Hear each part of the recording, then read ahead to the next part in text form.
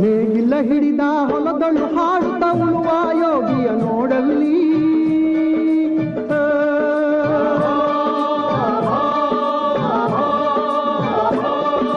ನೇಗಿಲ ಹಿಡಿದ ಹೊಲದಳು ಹಾಡುತ್ತ ಉಳುವ ಯೋಗಿಯ ನೋಡಲ್ಲಿ ಫಲವನ್ನು ಬಯಸದ ಸೇವೆಯ ಪೂಜೆಯು ಕರ್ಮವೇ ಇಹಪರ ಸಾಧನವು ಕಷ್ಟದೊಳನ್ನವ ದುಡಿವನ ತ್ಯಾಗಿ ಸೃಷ್ಟಿ ನಿಯಮದೊಳಗವನೇ ಹೋಗಿ